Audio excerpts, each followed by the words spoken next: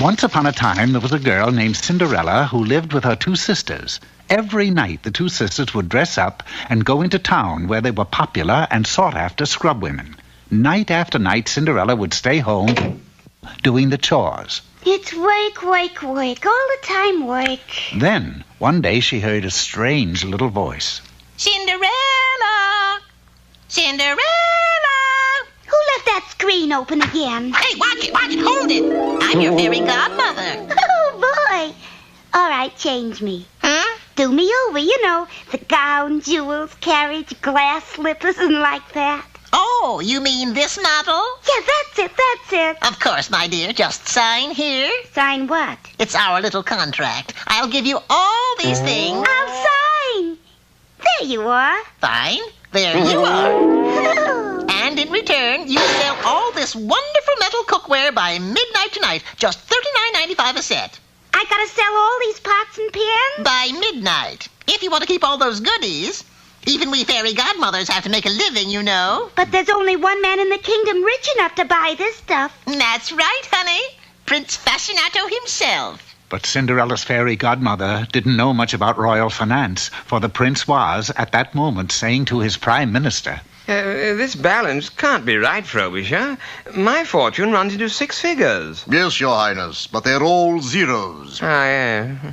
But what about the royal sock? The royal sock is empty, sire. And hark, the creditors are pounding on the castle door. You mean... Yes, you have until midnight to raise some money. Lots of money. But, my dear Frobisher, how? How else? You must marry a rich heiress. By midnight? There's a ball at the castle tonight. Do your best.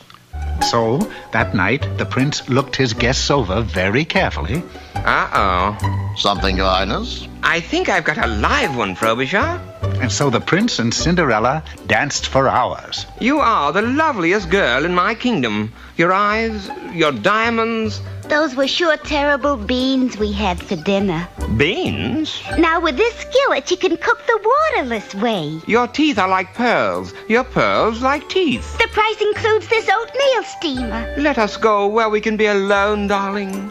So the prince and Cinderella sought out a moonlit seat in the garden. Oh, how long I've searched for a girl just like you. Since this afternoon, as a matter of fact. And I know you're my kind of guy. Real spender. Psst! Hurry. What about the creditors? I can't hold them off past midnight.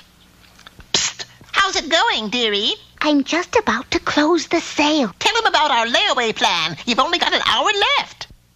So the prince and Cinderella continued to speak of love and saucepans until almost midnight.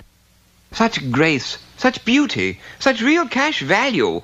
Will you be mine? There's no vitamin waste, see? And they scour clean in a jiffy. You've got just 2 minutes. You have just 2 minutes. Say yes, my love. What's $39.95 to a sport like you? Show him the egg poachers, dearie. Only 70 cents extra. Give her the bended knee bit. It's almost midnight. Of course, in such close quarters, the prime minister and the fairy godmother were bound to meet sooner or later. Your servant, madam. You're cute, honey. Do you do your own cooking? Let us seal our love with a kiss. Just $5 down and pennies a week. Marry her quick. I've got to pay cash for these pots. Unfortunately, it was already a little too late. First, Cinderella lost her permanent, then her jewels, then her gown. My, you heiresses certainly depreciate fast. Embarrassed, Cinderella ran from the castle, losing one of her slippers as she did so. The prince, of course, was finally cornered by his creditors. Frobisher! He's not here, honey, but maybe I can be of some assistance. So Cinderella returned to her old home and her old job. Work, work, work. All the time work. Who's there? How do you do, miss? I know who you are. You're the prince. Yes, it was the prince. Real love had triumphed at last. The world became alive to the tempo of romance. The birds and the bees sang out. 1,000 stars fell on the lovely young girl and the handsome prince. Young lady, I have here... I know. You have my slipper. Now, as a matter of fact, it's brushes. Brushes? Yes, some old lady has me selling them door to door. I told you, honey. I've got to make a living somehow.